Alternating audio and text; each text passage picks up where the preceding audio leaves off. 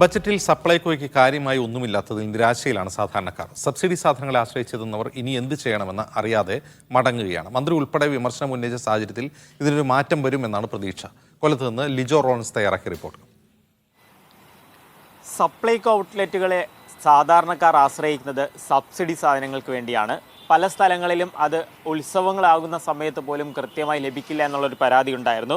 ഉദ്യോഗസ്ഥരോടൊക്കെ തന്നെ സംസാരിക്കുമ്പോൾ പലരും പറഞ്ഞിരുന്നത് ബഡ്ജറ്റൊക്കെ വരുമ്പോൾ അതിൻ്റേതായിട്ടുള്ളൊരു വിഹിതം വരികയും അതിലൂടെ തന്നെ വലിയ രീതിയിലൊരു മാറ്റം ഉണ്ടാവുകയും ചെയ്യുമെന്നായിരുന്നു. പക്ഷേ കഴിഞ്ഞ ദിവസം ബഡ്ജറ്റ് അവതരിപ്പിച്ചു. പക്ഷേ ഈ സപ്ലൈകോയെ സംബന്ധിച്ചിടത്തോളം തീർത്തും നിരാശാജനകമായിട്ടാണ് ഉള്ള ഒരു കാര്യം എന്ന് പറയുന്നത്.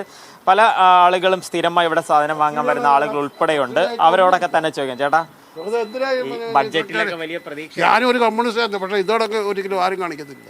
എന്തിനായി നോക്കൂ, എന്തുകൊണ്ട് ഇവിടെ സബ്സിഡി ഉള്ളത് ഏറ്റവും നല്ല ഉണ്ട്. നിങ്ങൾ നോക്കൂ, ഈ ബഡ്ജറ്റിൽ പ്രതീക്ഷ ഒന്നുമില്ല. ബഡ്ജറ്റ് അല്ല, ഇവന്മാരെ ഇറങ്ങിപ്പോകാൻ പറയാം.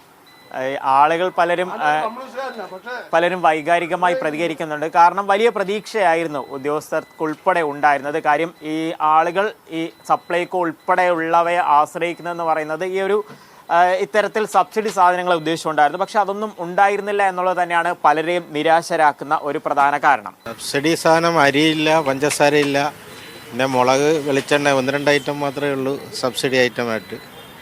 അപ്പം പൊതുവെ സപ്ലൈകോയിൽ സബ്സിഡി ഒന്നും ഇല്ലെന്ന് തന്നെ പറയാം. ഇവിടെ ഒന്നും കിട്ടാനൊന്നുമില്ല. ഇവിടെ നമ്മൾ വന്നിട്ട് തിരിച്ചു പോകാനല്ലാതെ ഒന്നുമില്ല. ഇപ്പം തന്നെ വന്ന് നോക്കി ഒന്നുമില്ല. അവരെ ചോദിക്കുമ്പോൾ അവർ പറയുന്നത് ഒന്നുമില്ല. എന്താ വിളിക്കാൻ? അവർക്കൊന്നും ചെയ്യാമോ? അവർ കിട്ടിയെങ്കിലേ അവർക്ക് തരാൻ പറ്റത്തുള്ളൂ. അല്ല അവർ എവിടെ നിന്നിട്ടാണ് തരുന്നത്? ഇനി എന്ത് എന്നുള്ളതാണ് മറ്റൊരു പ്രധാനപ്പെട്ട കാര്യം. കാരണം കഴിഞ്ഞ ദിവസം മന്ത്രി തന്നെ, സിവിൽ സപ്ലൈസ് മന്ത്രി തന്നെ ഇതിനെതിരെ, ബഡ്ജറ്റിനെതിരെ പറഞ്ഞിരുന്നു. കാരണം വകുപ്പിലേക്ക് കാര്യമായി ഒന്നും ലഭിച്ചിരുന്നില്ല. അടുത്തിനി എന്ത് ചെയ്യണം എന്നുള്ളൊരു ആശങ്കയിലാണ്.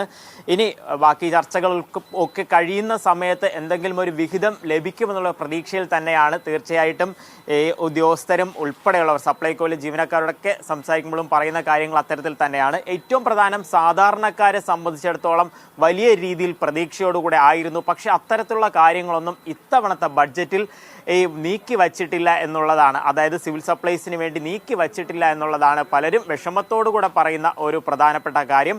എന്താണ് ഇനി എന്നുള്ളതാണ് ആളുകൾ, സാധാരണക്കാർ ഉൾപ്പെടെയുള്ളവർ നോക്കിക്കാണുന്നത്. കൊല്ലത്ത് നിന്ന് ക്യാമറ പേഴ്സൺ മനോജ് പിയലിനൊപ്പം ലിജോ റോളൻസ്, മീഡിയ 1.